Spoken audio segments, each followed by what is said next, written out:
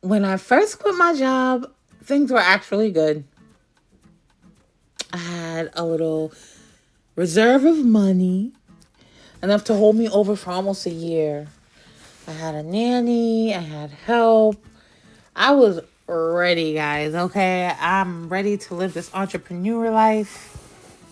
Wake up. Well, it's not really wake up, but I want to wake up because my son was still going to school.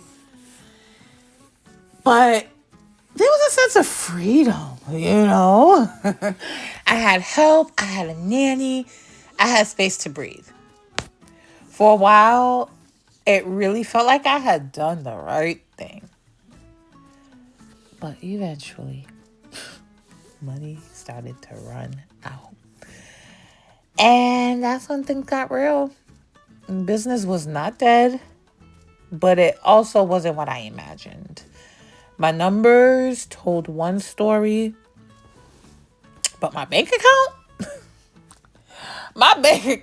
said, what's going on? My bank account told another story, y'all. And that disconnect started weighing on me. Like, I couldn't understand.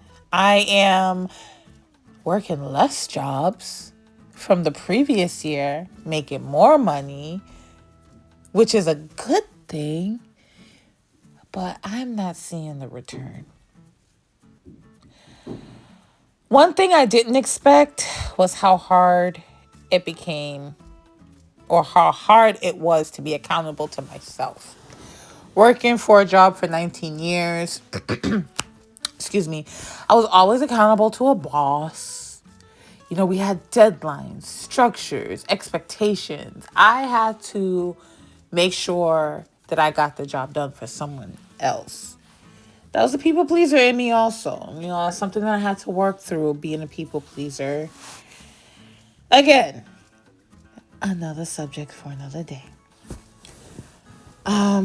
But working for yourself, it's a whole nother ballgame. Again, my book said the business was growing, but my bank account kept asking, where is the money, Steph? Oh man, and there was no one to answer to but me. I didn't know how to do that. I still don't. Working through it though. So, that's what they started to feel heavy. I was tired all the time, depressed, not sleeping well. I co-sleep with my son, and this boy needs me. Like how you need dumpling or how a kitten needs their mama. That's how he needs me in the middle of the night. So I don't get a full night's rest, you know? So I slept when he slept, and when he left and went to school, I slept even more. Days started blending together. I was praying a lot, asking God to send the clients because God, you gave me a bag of balloons, remember? You gave me the balloons, God. Send the clients. Oh man. Working for yourself just doesn't work that way though.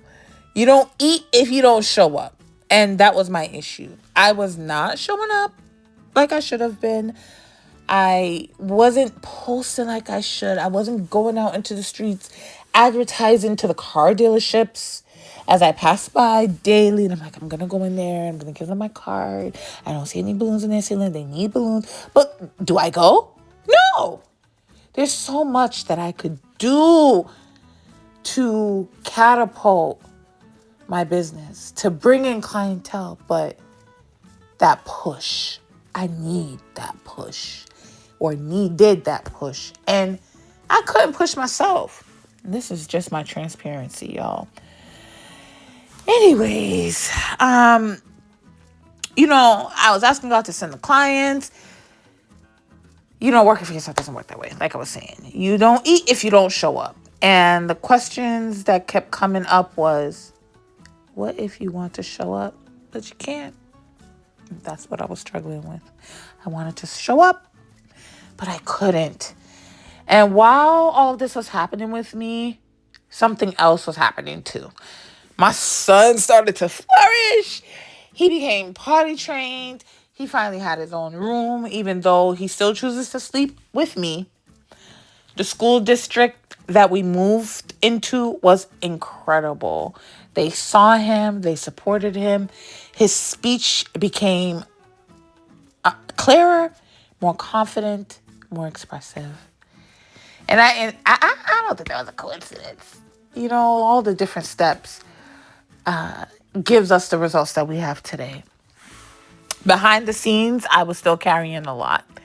ADHD, depression, Graves' disease, raising a child on the spectrum.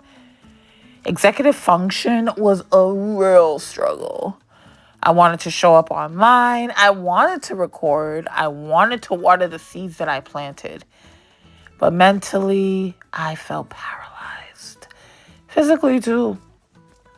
So many seeds planted. I planted a lot of seeds. A YouTube channel, books, a balloon business, even a t-shirt line. But planting isn't the same as nurturing. And I had to be honest with myself about that.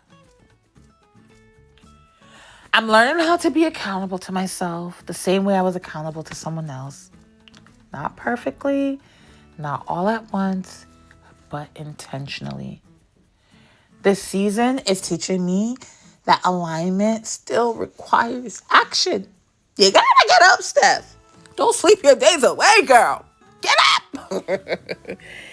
And grace does not mean avoidance. Quitting was one step.